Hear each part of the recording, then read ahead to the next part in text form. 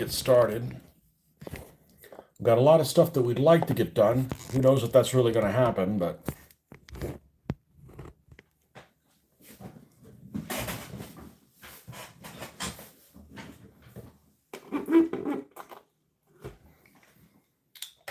all right, so this morning we were picking out some of the details that this first Panzer is going to have. And we've got some 3D printed items here that are going to be painted up and included on here. So first things first, we've just primed these black.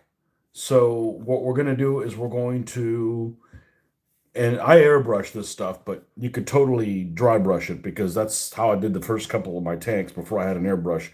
I'm going to dry brush these in Panzer Gray, or at least the frame of this and the wheels, and then we'll need that to dry a little bit so that we can do the wash. So we're going to have to stop this one and work on the next Panzer, but these are the items that are going to end up being glued on here. All right, so let's go ahead and get the Panzer Gray, which should be one of these here at the bottom. Vallejo calls it German Gray. And let's get something that we can dry brush with. Doesn't have to be enormous. It can actually be relatively small.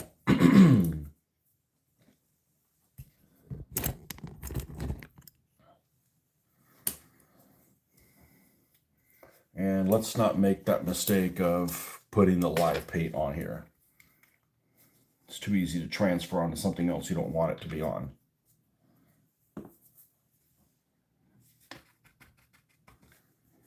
We don't need to do the track, but we do need to do the wheels.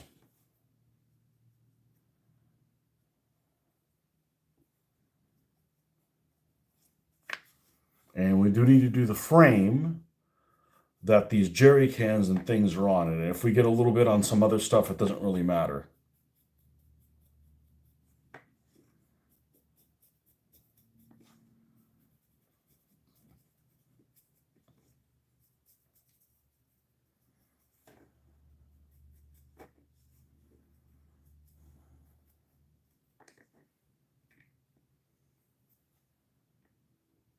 And this is going to be like I'm going to have to hop around a lot because of drying time.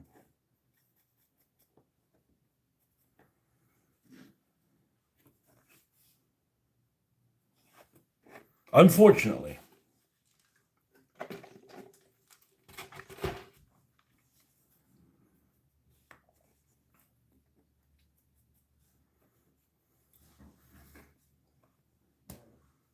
And basically the way the Panzer Gray works is I would normally highlight that with a little bit of of the Wehrmacht blue. Not Wehrmacht, Luftwaffe blue. I'm not going to bother doing that because there's such little amount of paint in these little areas. But we are going to get the yellow ochre or the green ochre done. That's going to be the next color that we're going to dry brush over it. And then we're going to give it a brown wash. So while this is drying, we're going to move on to the next Panzer.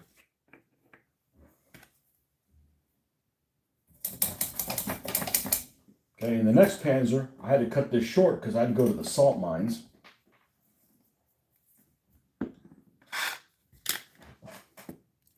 Lord of the Beans, do I paint any Warhammer 40K? No. No, I didn't grow up playing that. I actually don't paint anything 28 millimeter. It just never appealed to me. That scale never appealed to me. And I got to let something for somebody else to paint. No, I don't do 40K. I like their miniatures. It just, I'm not really a big fan of fantasy.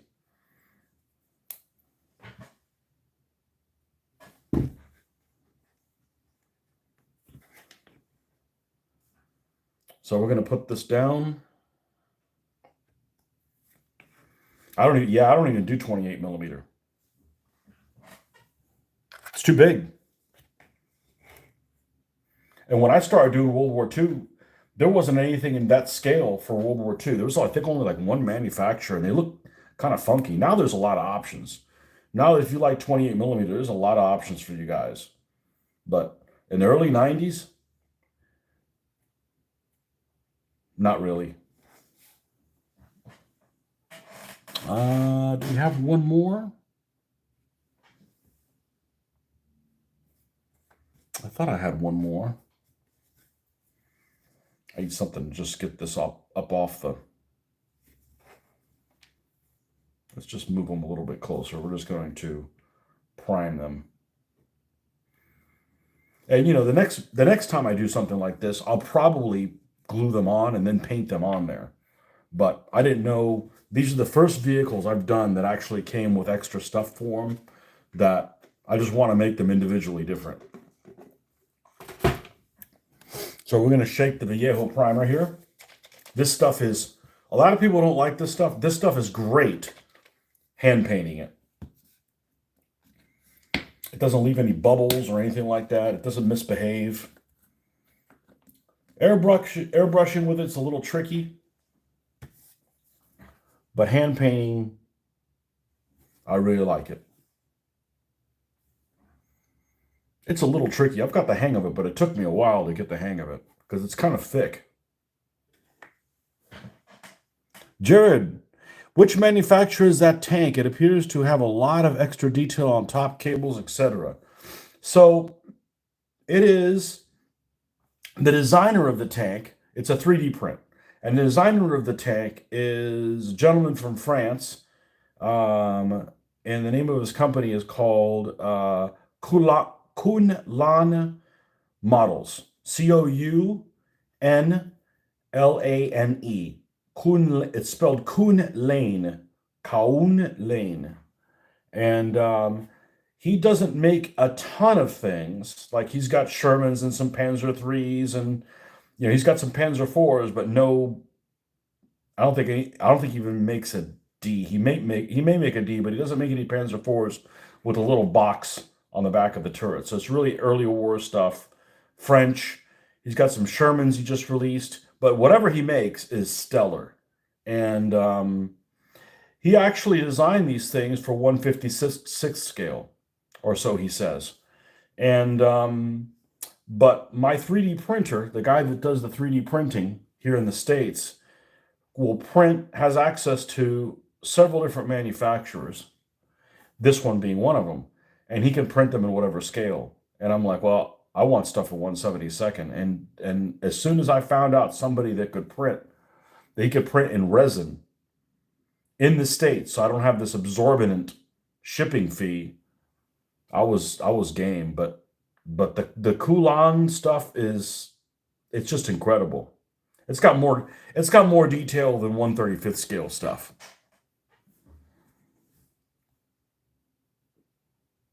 But I don't print them myself. That's a hobby within a hobby, and you know, I need time to do my painting hobby. I don't need to manufacture them. So, but these are the first tank models of the 200 that I have that really have a bunch of like extra equipment on them, like, you know, junk, gypsy caravan type stuff. And these things came with these models. And I'm just making them individually different so that when they go on the battlefield, they don't all look the same. They look like, you know, veteran tank units. Okay, and then these will dry. But they're 3D prints, and they're amazing.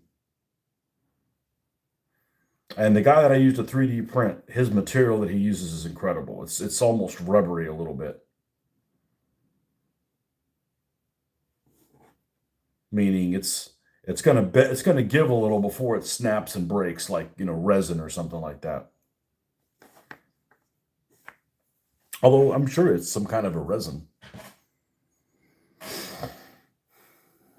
Okay, so we've dry brushed that in Panzer Gray, so we're gonna come over.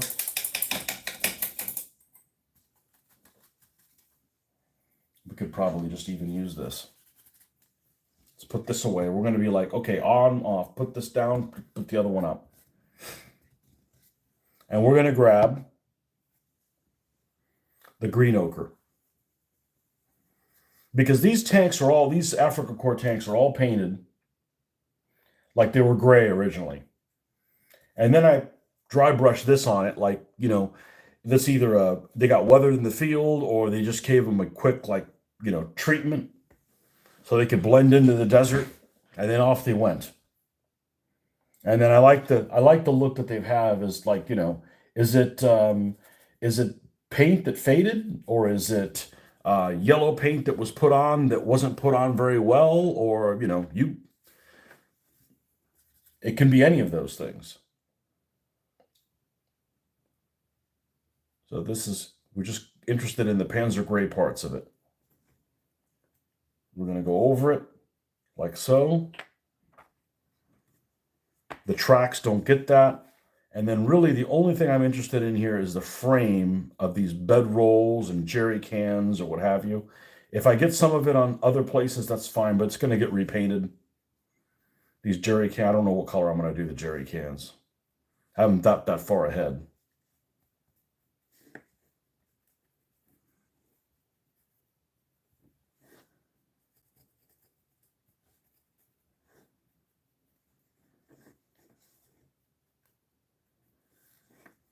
And then we'll need to let this set for a little bit because it is going to get a wash on it. Now, the track doesn't get a wash on it. The track we can go ahead and paint. So let's grab I need my glasses to find myself.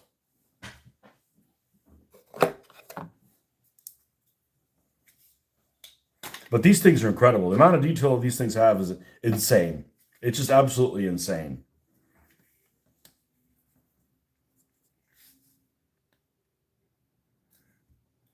Come on.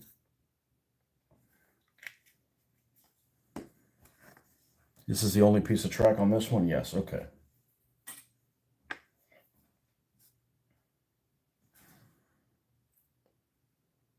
So what I like to use for old rusty metal, so to speak,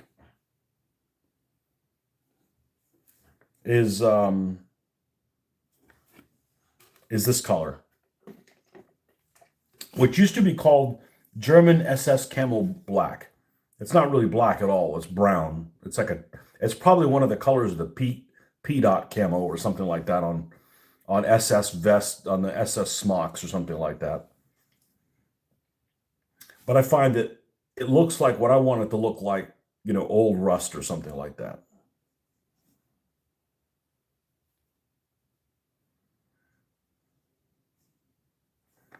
And then this is just going to be dry brushed in, so it looks like this track. And I'm actually going to, this isn't the one that gets that.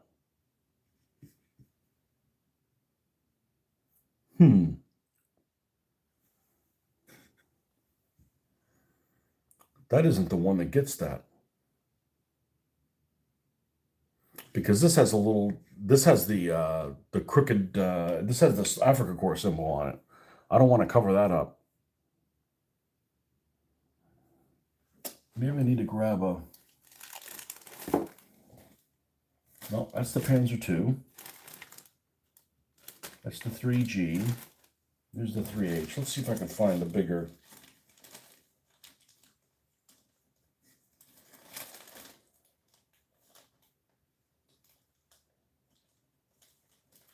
Piece of track on the front.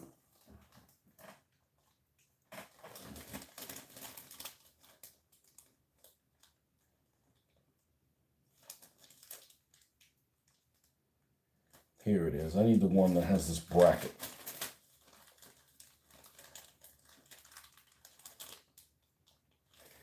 And the reason I need the one that has the bracket is when this little piece gets set on there, you need to have a bracket or it's just going to slide off.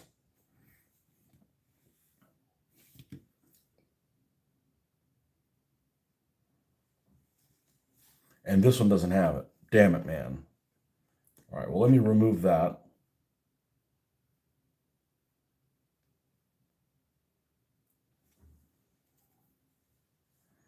And let's put this back on. And we're not going to prime this piece. we're just going to go ahead and paint it the same brown. Because it's painted anyways.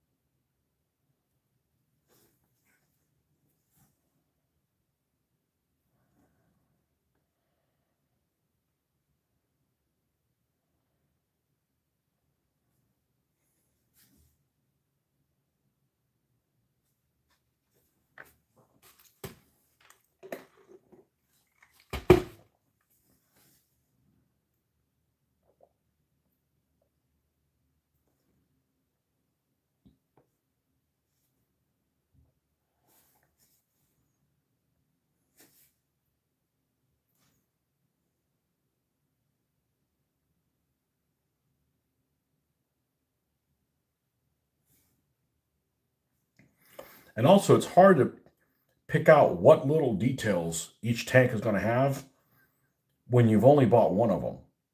Like, you got to leave yourself some room. You know, once you got like 3 of these, well, I could make them all different.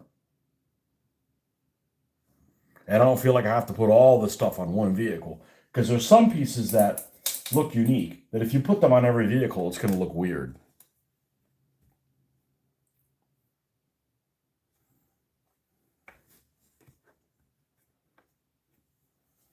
And then this is going to get a little bit of a wash, which is strong tone. Mark, what's happening? I've been good. How are you been? I got like 8 Africa Corps tanks I'm trying to paint at the same time, which means they'll all be done at the same time.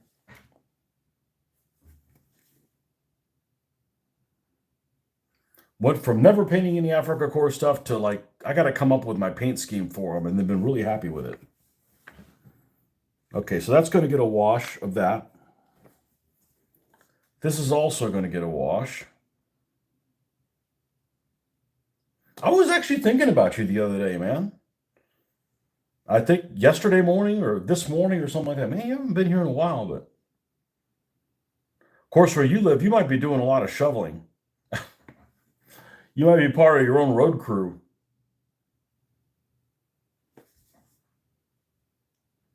I know you've gotten some snow. Been good, busy painting Russian Zis trucks. 1/72nd scale for James. Is that his favorite scale? Is he a 1/72nd guy? Because I know he can print in other things, other scales.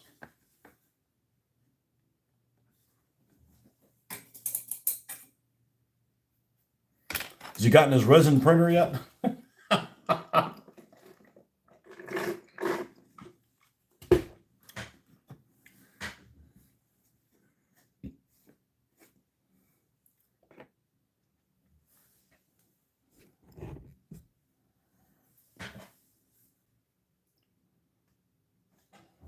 Okay.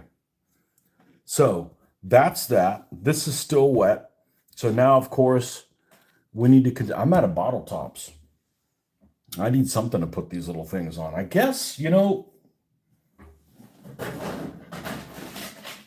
I can be crafty. Let's take a shim. And this one's one that I actually found in the yard at work. That's why it's all like ate up. And all these items that are going to go on here, I'm going to go ahead and put a piece of white tack on them. And I'm going to go ahead and tack them on here, and we can at least prime them. So we got a couple of road wheels here.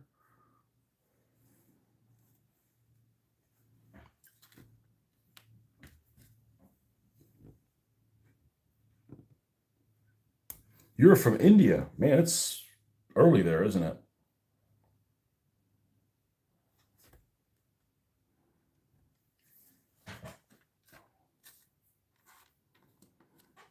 Is wargaming popular in India?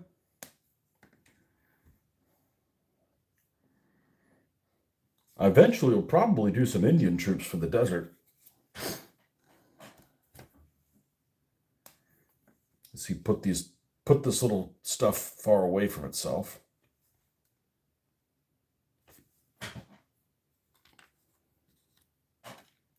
Do this one as well.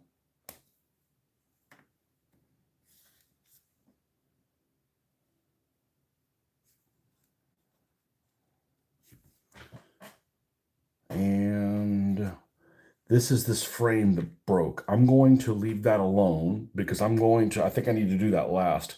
That is, they give you this little thing on the back that has like fuel cans and boxes and stuff like that, but it's very unique looking, meaning, you've got some fuel cans and you've got some boxes that are sitting at uneven angles, like they just threw them in there. And that's great, but you can't put this on two vehicles and have it look the same because it's weird. It's like, it just haphazardly thrown on there. So I chopped some of these boxes down, and my other one I'm going to put on the back of one of these is just going to have like a tarp over it. You'll see some of the jerry cans, but some you won't. That's what I think I'm going to do. Talk about doing other scales to sell on a site. 15 millimeters is not the only gaming scale out there. That's right. Have I tasted Indian foods? Absolutely. But the problem with Indian food is that I eat with my eyes. So, like, we do a lot of cruises, and a lot of the people that run the kitchen on the cruise are from India. So, they almost always have Indian food on the buffet. And I like just about all of it. I just don't know what the hell it's called. And I went to an Indian restaurant here in town maybe a year ago, and the menu is in English, and I didn't know what to order because there's no pictures. Um, and that didn't go too well. So Indian food needs pictures. Indian food needs pictures. But I actually love Indian food, especially if it's spicy. Because my daughter and I, we love like almost painful spicy. Not a lot of snow here, but it's been colder than a witch's you know what in a brass bra. Yeah. Yeah, you guys have gotten some cold snaps in there for sure. It rained a couple days ago when it got cold here, but if you can't handle the cold in Florida, you really are a sissy. There's nothing to shovel here. We only have to shovel things in the summer, and that's bugs.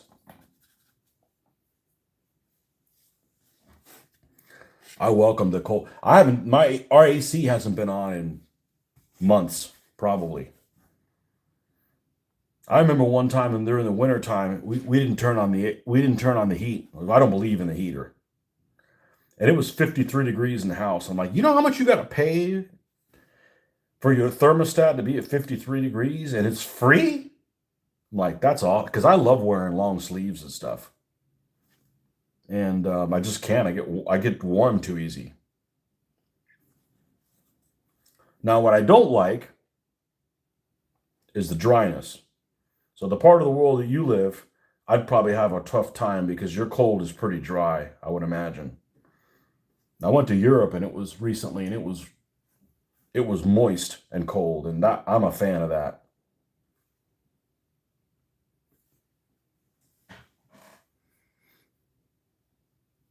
It's cooler in Florida because my ex-wife lives there. I had a coworker of mine that has a couple ex-wives, and one day he was upset about something. He said, "Man, my ex-wife is a bitch." And without missing a beat, I told him, I said, "Man, then why the hell did you marry her?"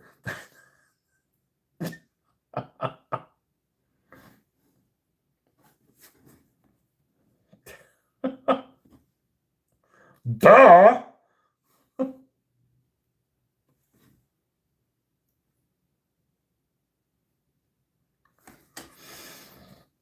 I don't have any ex-wives.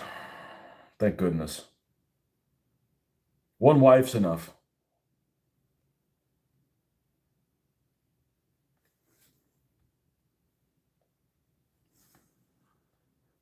I just go back to being single. Except it's not affordable now. It used to be affordable when I was single. Now it's like, gee whiz.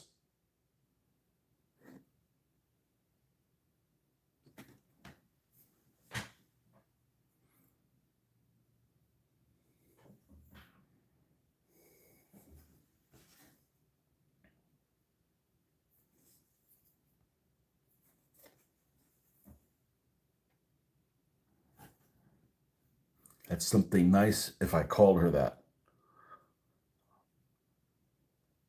So she's one of those green skins, huh?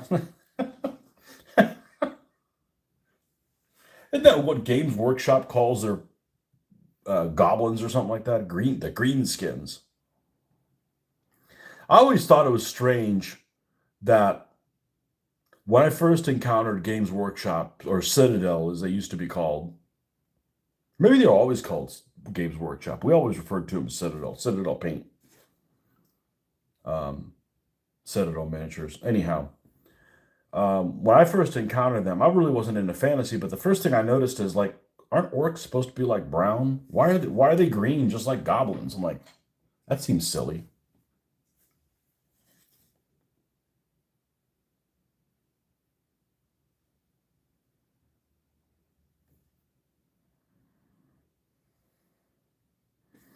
And Games Workshop doesn't have kobolds, do they? They've got what's smaller than a goblin for them? I forget what it is, but they have something else like that. A shitty little creature that goblins disrespect.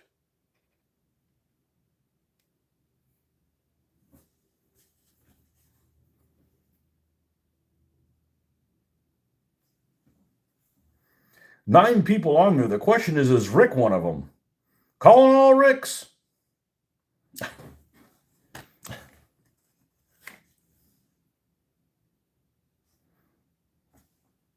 Yeah, you should be off work. Ah, you work from home. You're goofing off all the time, aren't you? Shh, don't tell anybody that.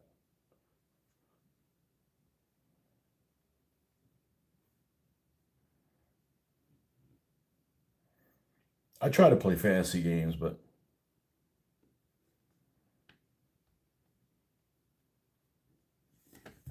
not really a fan. It would seem my skin wasn't dark enough for her.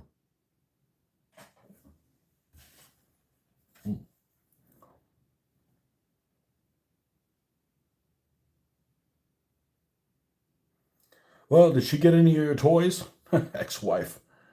Like that's what I want. I want. Don't touch my toys.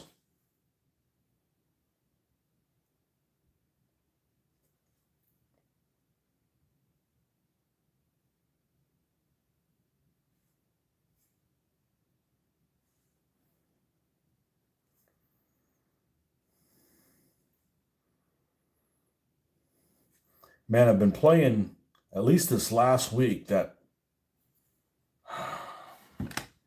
Kingdom something Deliverance, Kingdom Come Deliverance, or whatever it's called, but not the second one, the first one. And I'm like, I thought this was an open world game, man. It's like this is like really restrictive.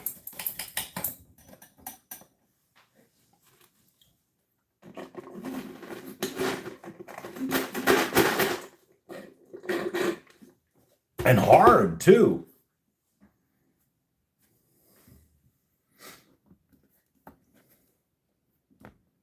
Run around in a game, you're basically unarmed. Unarmed and poor.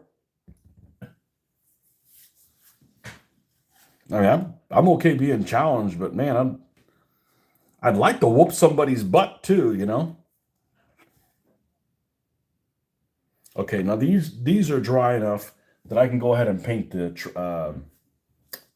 tracks on this. So I'm gonna come over here and paint the tracks on it.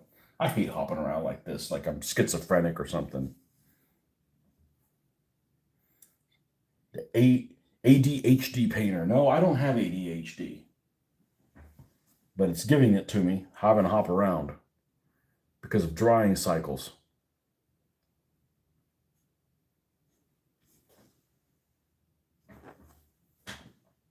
Our game group has been playing Heroes of Normandy. So I went to Historicon with Mitch's son Luke. Actually, I went with Mitch as well. Mitch was playing something else. So Luke and I are going into the vendor's hall.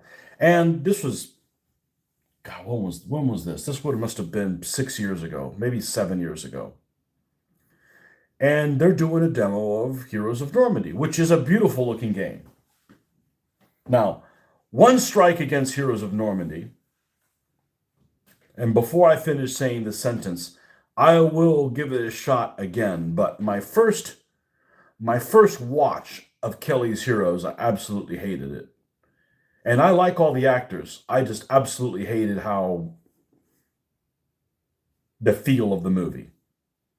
And a lot of their stuff is geared around like some of the characters from that.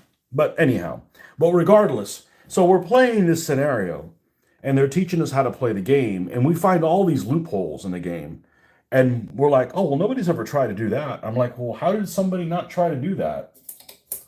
Like, it's just kind of obvious. What I didn't like about the game is that I feel like the ground scale is a little too deceptive. So for instance, you've got like a guy that's relatively big and the counters, it's a beautiful game. But it's kind of hard to visualize. Maybe it's not deceptive, but we were playing it, I didn't get a good grasp of like how far certain things went. And like I got Panzer Faust. I don't know. It was I think I got it for the iPad or for something at one point and fooled around with it a little bit. And I mean, it's okay. It's one of those things. It's like it's a decent game. It just doesn't make me want to read about World War II or paint World War II stuff after I'm done playing it. Which for me, for a game, is kind of a fail. I know I'm a kind of a nerd. I'm that kind of nerd that wants to, participate, but that's what I want out of stuff. But it is a beautiful game. But yeah, Luke went over there and we said, yeah, we broke the game. And he's like, nobody's ever tried to do that before. I'm like, why not, man? You try to squeeze as much as you can out of the rules, you know?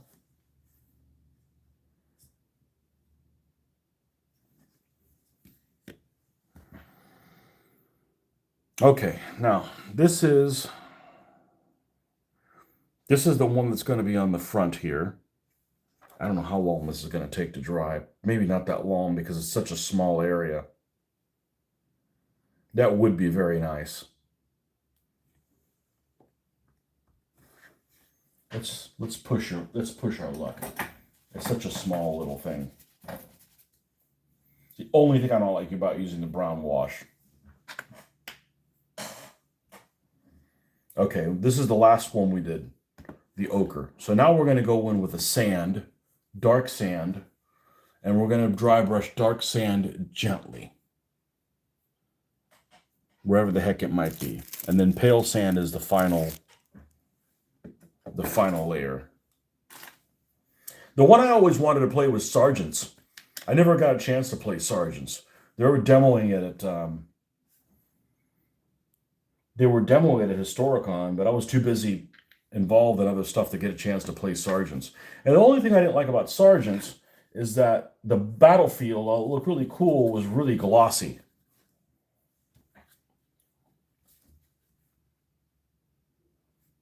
Very, very glossy looking. All right, this is the road wheels here. Let's go.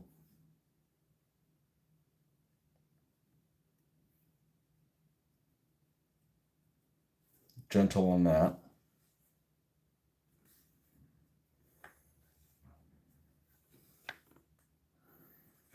And same thing on this.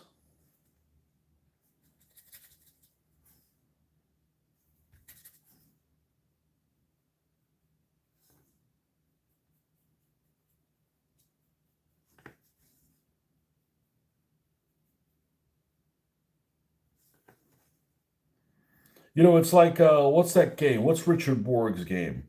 I think it's a great game, but it doesn't make me want to read about the period, whether it's, no matter what the period is, whether it's World War II for memoir or whether it's Commanding Colors. Commanding Colors is a great game, but it doesn't make me want to, learn more about the period. So,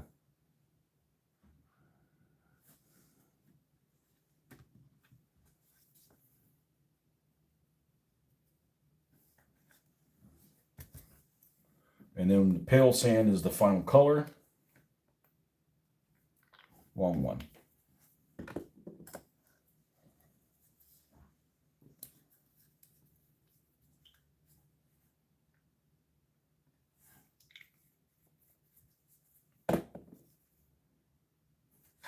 But Heroes and Armies is a beautiful game. I mean, the counters are gorgeous. And that's important to me. I don't want to play a game that looks like ass.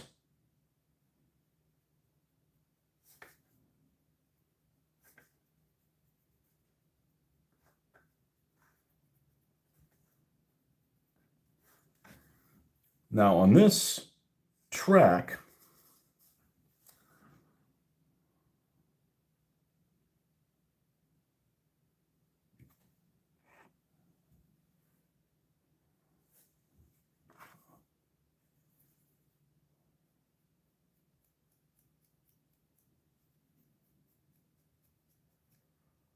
should be able to do this.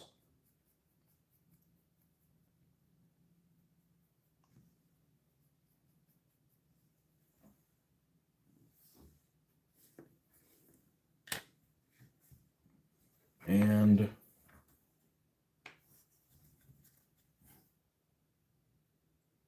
we're going to come in and paint these individual things afterwards. We want to get this, we want to get this core desert color so it matches. Now these guys, I should just be able to pull them off.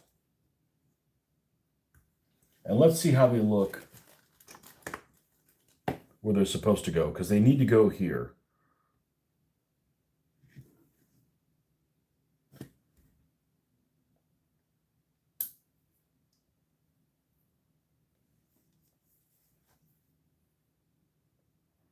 Which that's the whole thing, that this track is droopy because it's carrying the weight of these two extra road wheels here.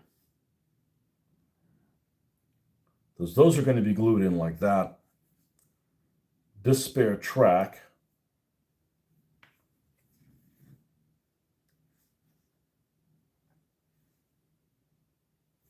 ends up being glued behind it.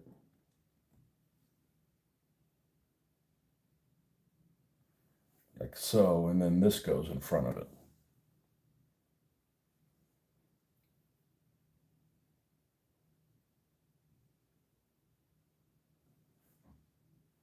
Yep, so what I'm going to do is I'm actually going to go ahead. I just don't have a lot of confidence in super glue. And I'm going to go ahead and glue these pieces on.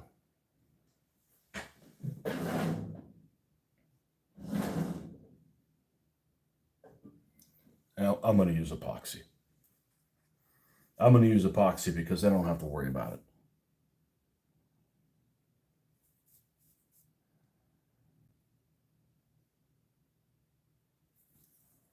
I'm going to try to use not very much.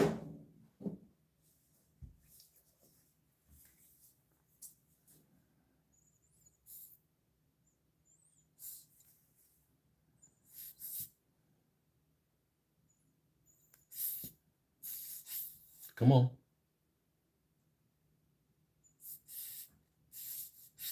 You can do it. Epoxy works a lot better when it's warm.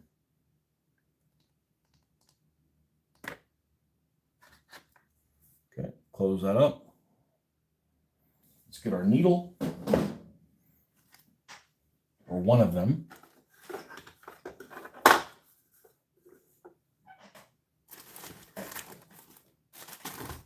Last time I used one of them.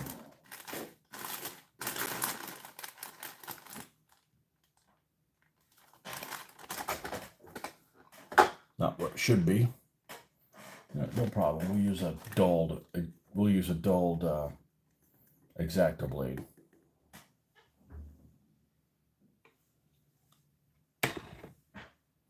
Just something to mix with and just a small applicator, that's all.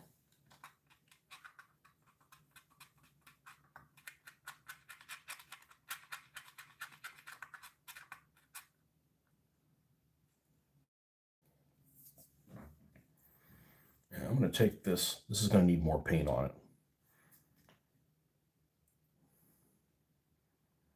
Or just a wee dollop.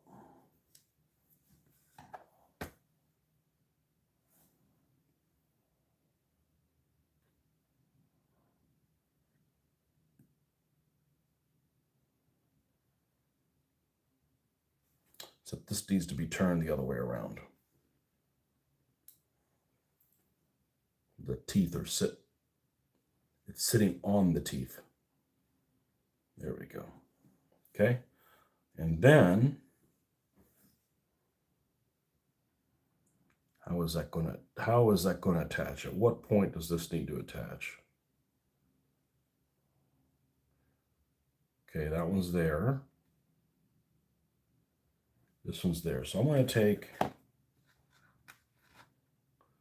little dollop of this and put it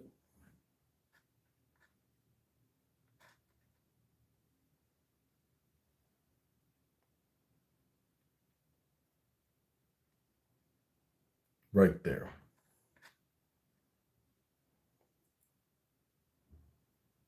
And then this one will actually go on the track a little bit because that's about where it's hitting. Okay, let's fit those pieces on there. This will go like this. Perfect. And then this one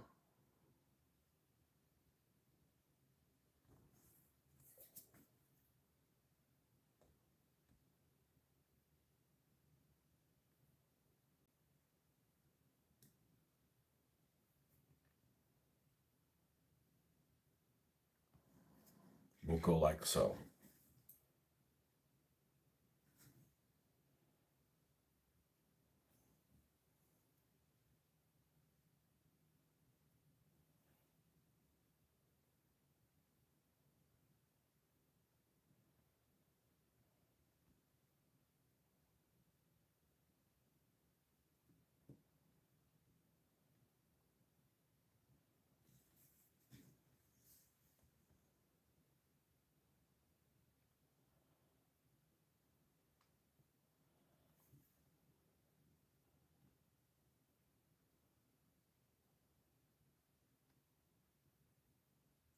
And the reason I didn't glue this originally is I didn't know what I was going to do with this.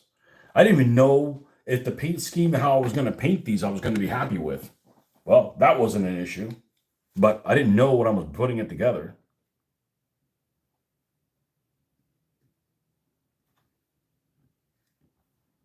Oh, okay, that'll drop even lower. Okay, that works. Can we drop it like this? Yep.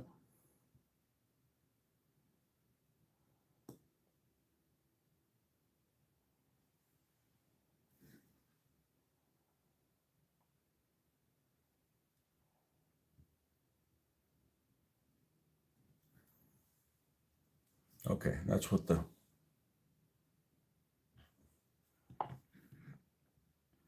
front of that extra armor like that.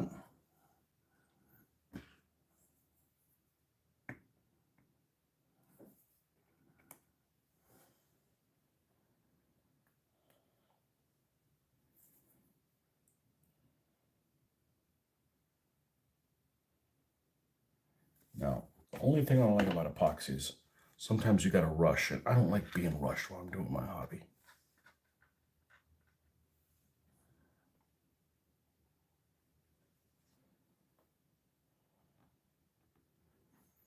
This is like a remedy from being rushed.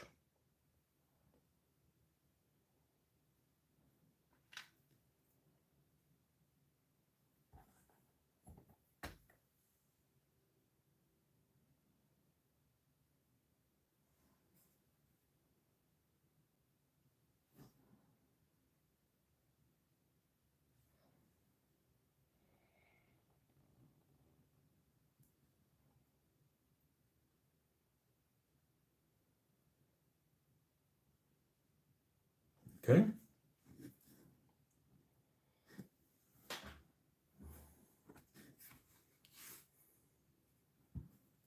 And this one's setting up against that like so.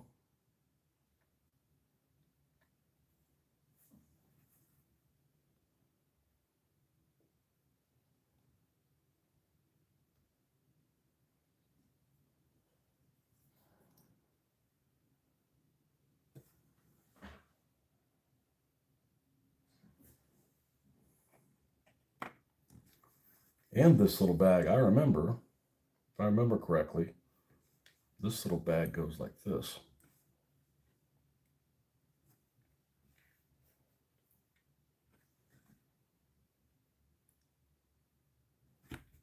how does it go? Is it like this?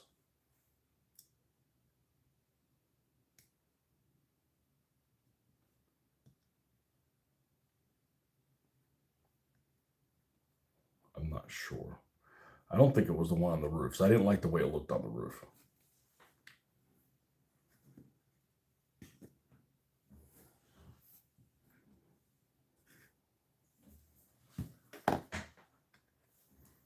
And then this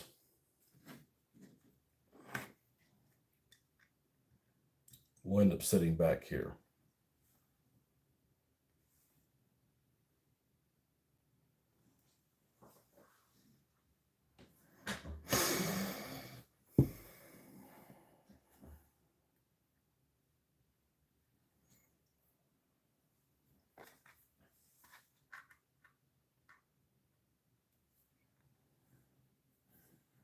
That I might actually have to use super glue, so it's a little smaller, but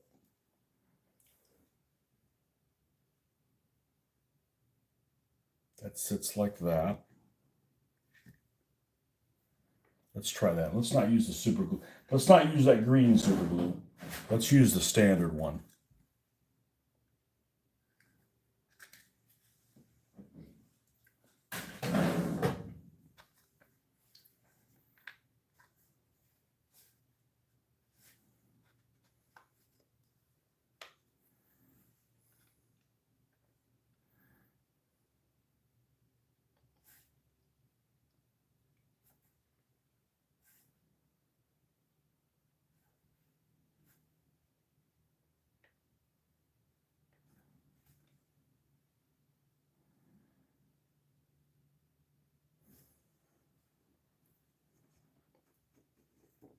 Figures. That's why I hate about super glue.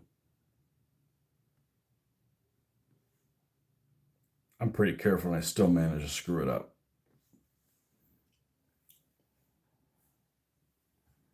And then I'm just going to put a couple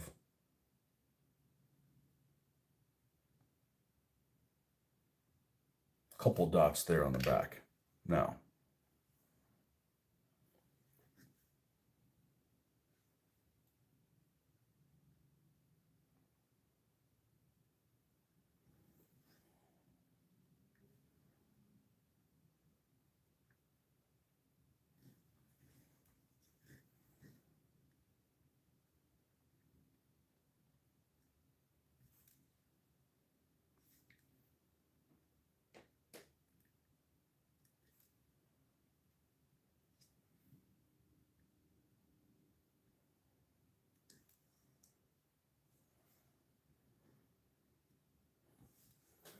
yeah, and I want these all to look different. That's the whole point. I mean, they already have different numerals or everything, but it's got the extra jerry cans and stuff back there. I don't remember how I did the sandbag on this one.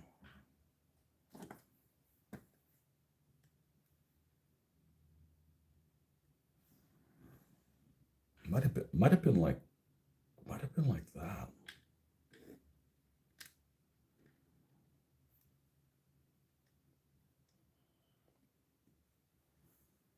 Nah, it was like that.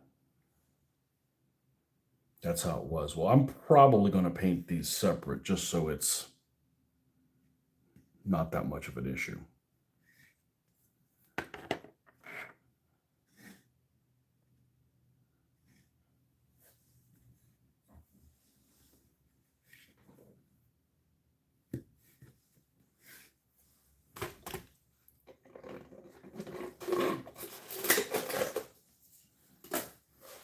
I'm going to pour myself a Coke. I'll be right back.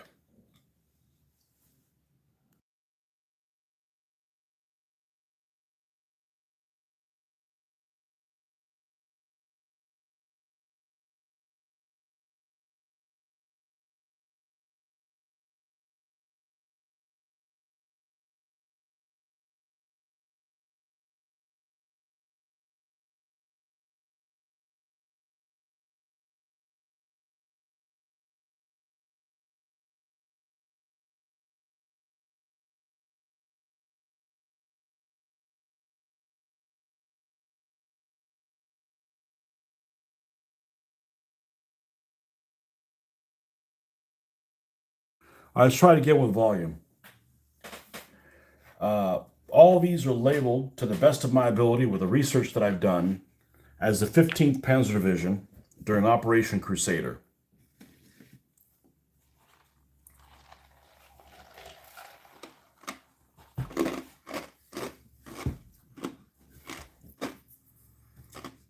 As I said before, I don't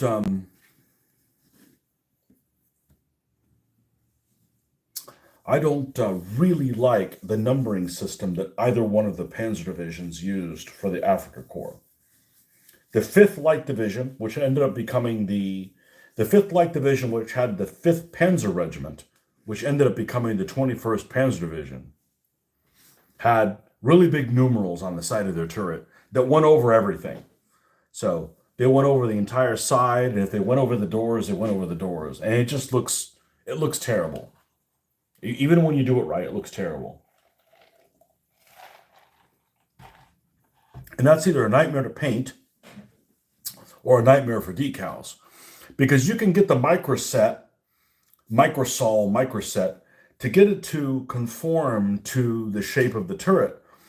But when you put a number that is going over a flat area, it'll end up being like this big. And the same number the other side, if it ends up going over a vision slot or anything like that, it'll end up getting, because it's going over a large area, it'll end up being a smaller number. So you'll have like a big 5 and a smaller 3, and it looks weird.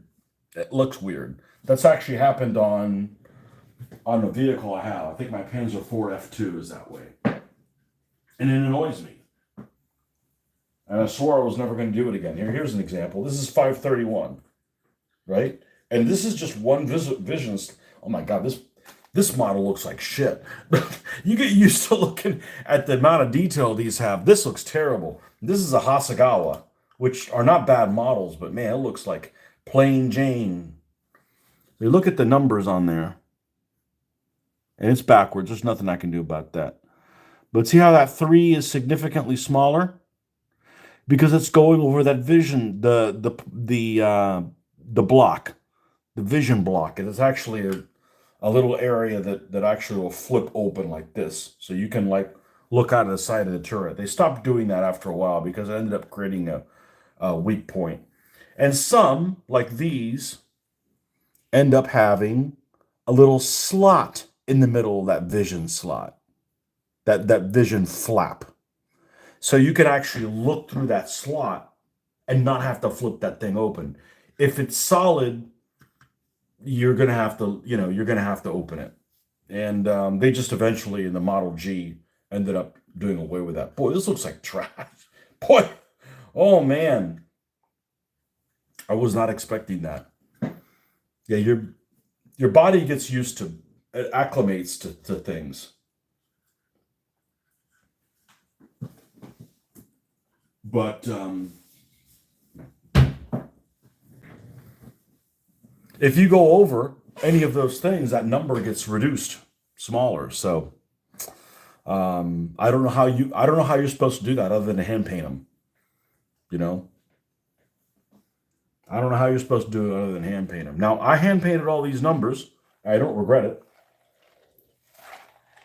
because I got them the color that I wanted them, and I got them the size that they needed to be on the tank. So the 15th Panzer Division, what they did is they had the company number as the big number on the turret. So anything that was a 1, company 1 had 111111111 on it. So you could have 5 tanks. Actually, more than 5 tanks. The company's got like 15 tanks or something in there. But one on them, even if they were the 1st, 2nd, or 3rd platoon, and they were, So what I've seen some of them do is they actually put numerals, all numerals front. So this is, for instance, this is tank 132. 1 is the company, and yes, it's backwards. There's nothing I can do about it with this, with the phone feed. That's just how it is. And I went ahead and put all the numbers on there. I didn't want a bunch of them that had all 1 on them because it looks like it's wrong. But this is 132, this is 133, and the other one's, I believe, 135. Yeah. So that's 1st company, 3rd platoon, 2nd tank, 3rd tank, 5th tank.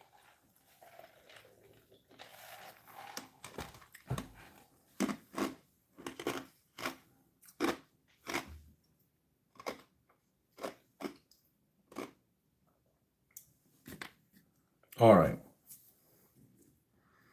So what I need to do is go ahead and dry brush the sand color on here, assuming this is dried already. I'm not putting a lot of pressure on it. We should be okay.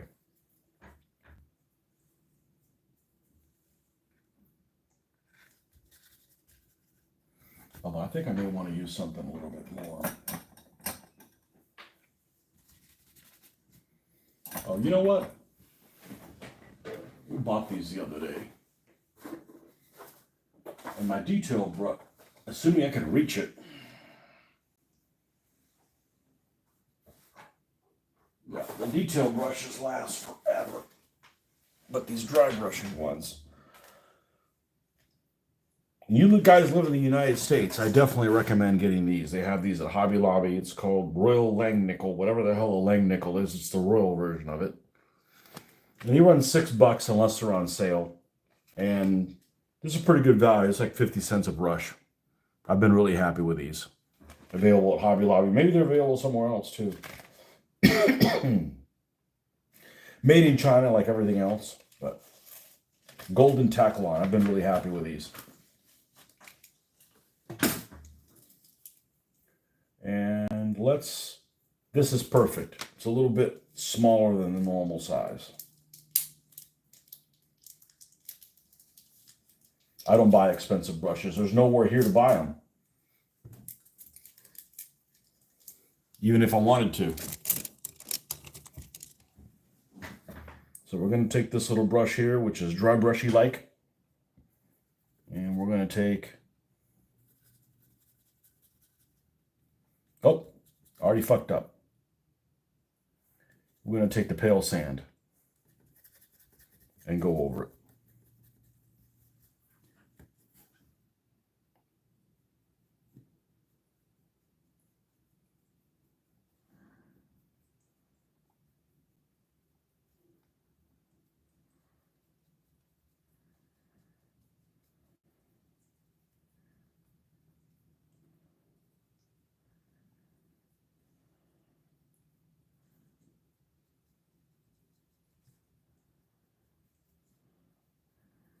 And we're probably going to go in there and do some black lining to make some of the details on that track pop.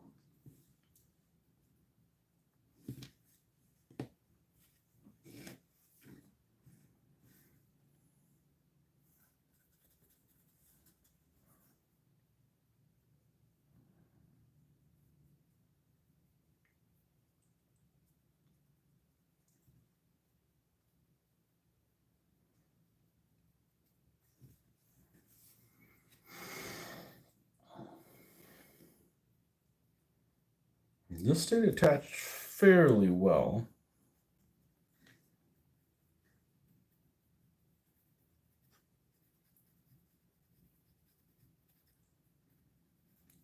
Hell, I might leave those jerry cans not painted at all. I mean, they're a base black, and we're going to dry brush them. They're probably dark gray at some point or another. Obviously, the boxes will need to be painted.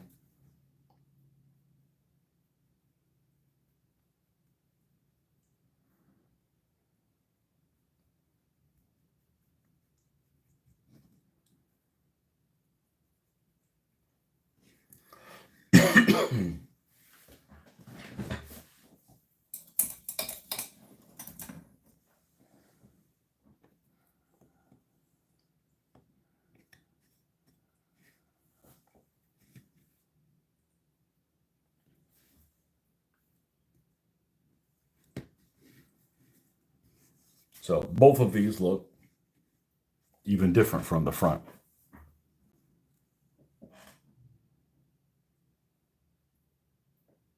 Picture quality is not very good through the phone, but it's what we got.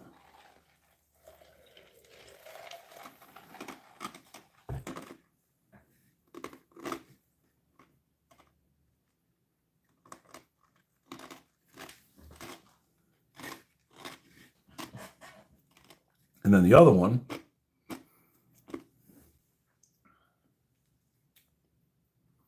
this one hit the floor and the suspension fucking broke. Not thrilled about that. We need to decide what color to make the little dust cover on there. And then this one's going to end up having, I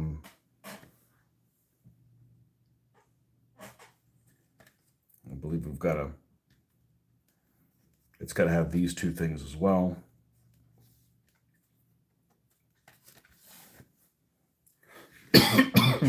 Well, this is going to be Panzer Gray, so we can go ahead and paint that Panzer Gray. Because these are the road wheels.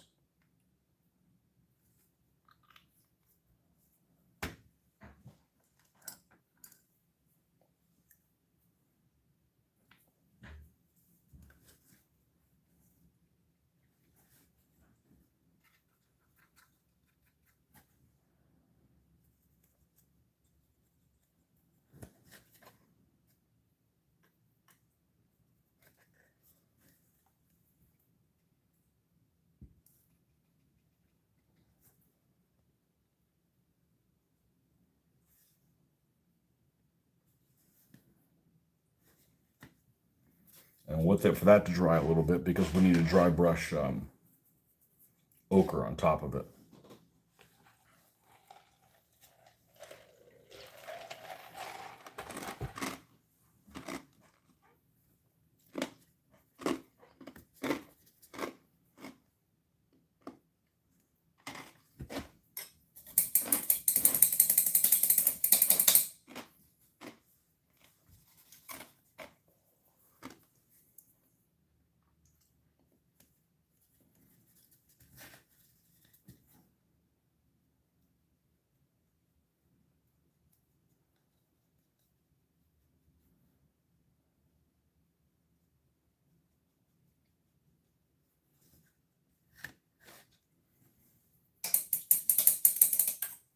Now, what I'm going to do is I'm going to come in here with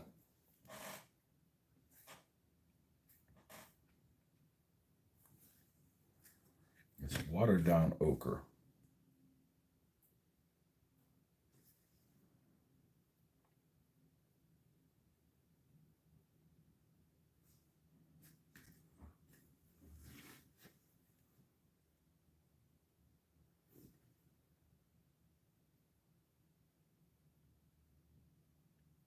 And not paint it completely, still make it look weathered.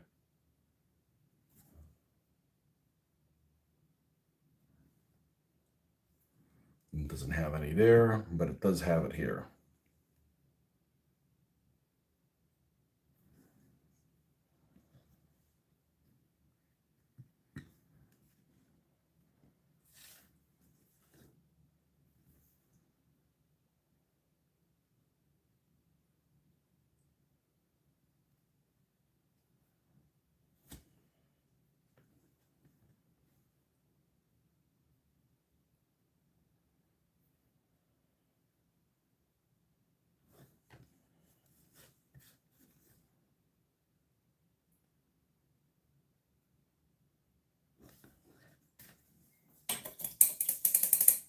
And let's go ahead and get that the track color here and paint these track portions.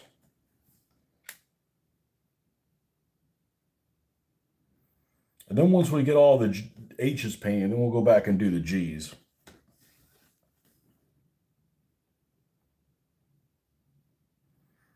And then we got a couple little Panzer IIs to do as well.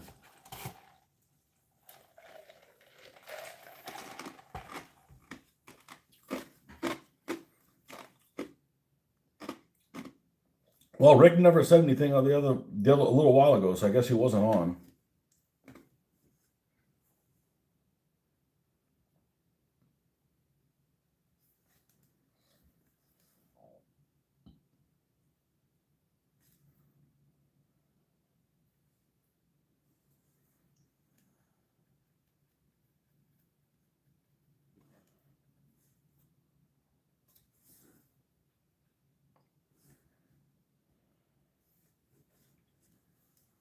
I got to figure out what color I'm going to want to make these sandbags. I have to look some pictures online of probably people that did model kits is probably my best bet.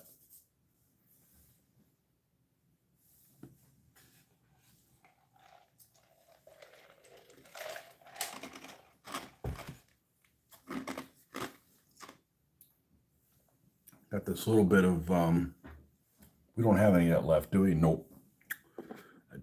That dried up pretty fast.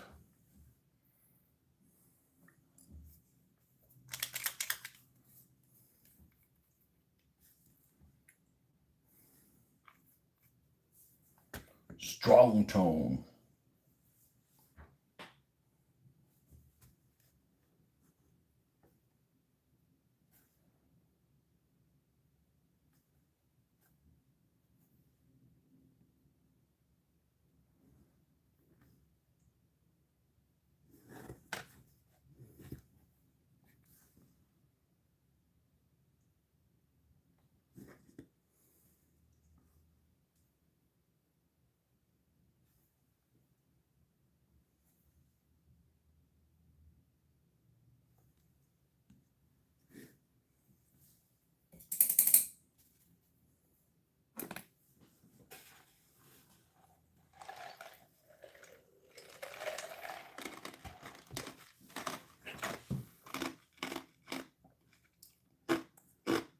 Let me take a look at one thing here. Take a quick glance.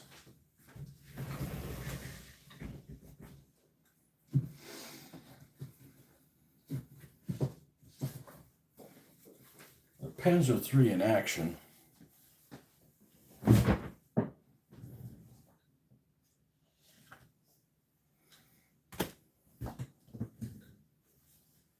And not one of the later ones. But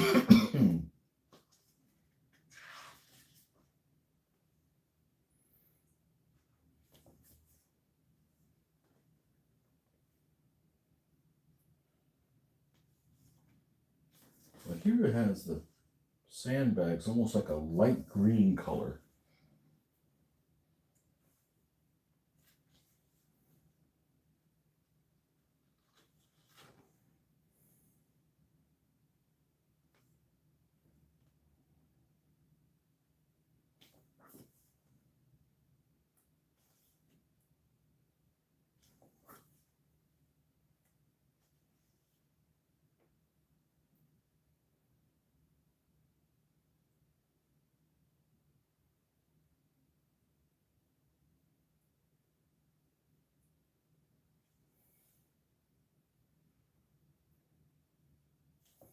Not a lot of stuff for North Africa here. Yeah, see, this is a 15th Panzer Division, Panzer III. It's got a big 1 on it. And sometimes they'd have the smaller number of exactly what the 1 was on there. I decided to always put that on mine because that's a good way to identify them.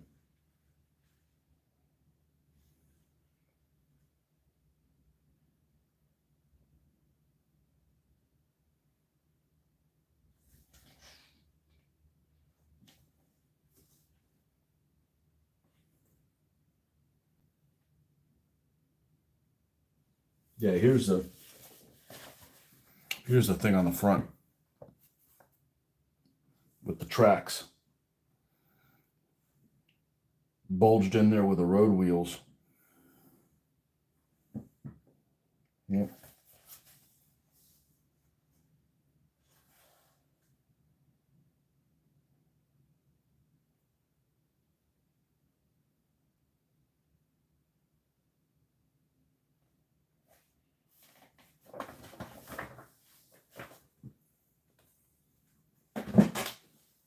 Nothing awe-inspiring there. Usually the first place I go to look for stuff now anyways is the internet.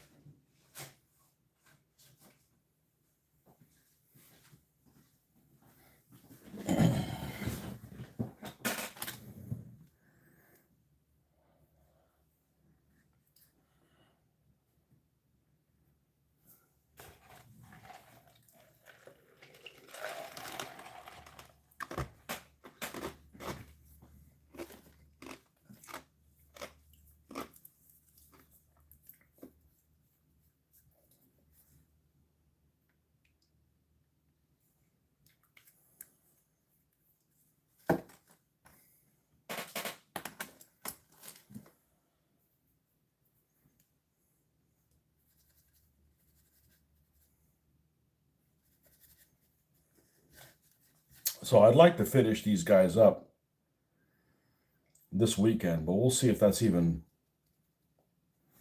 possible.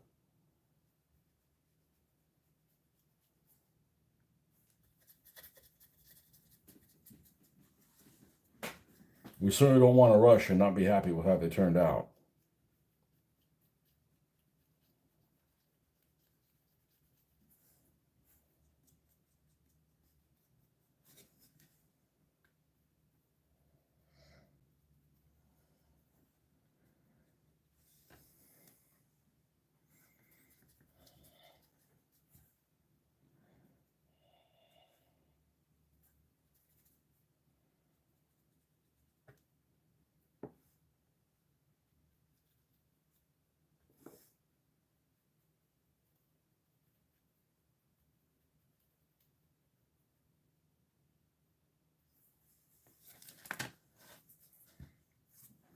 Because these end up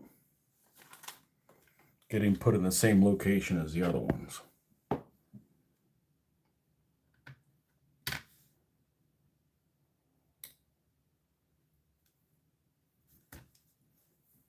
Down here in the front.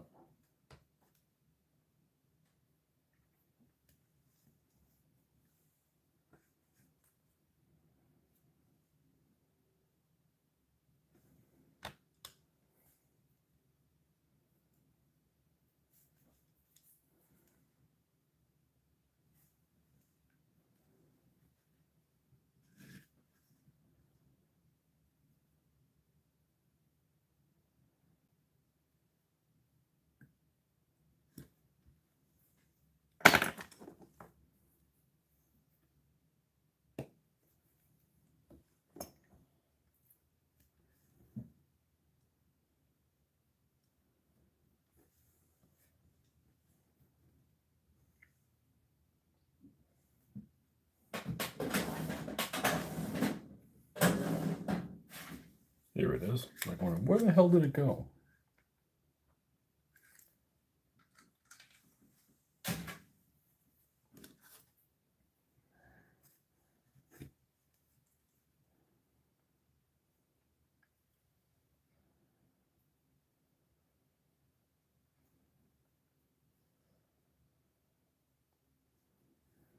All right.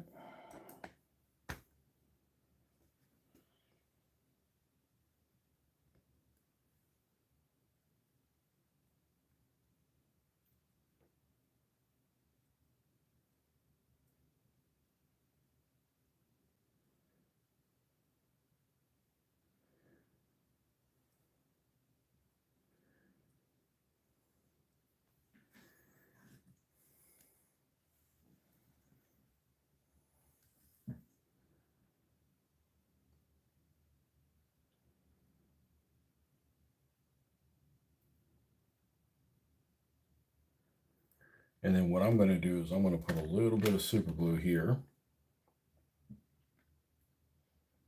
on this corner and a little bit on that corner.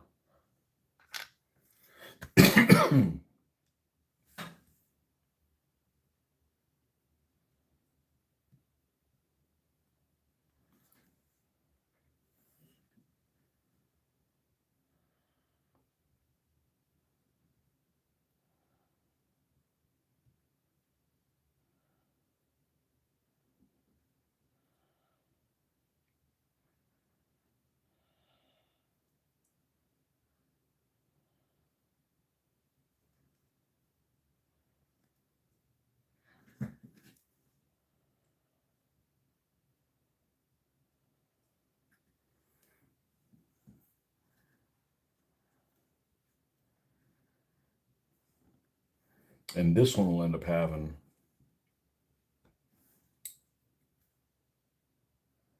I don't want to super glue it because it might be a pain to paint some of the bags. No, it just take longer to do it, that's all. But that one's going to end up going like that.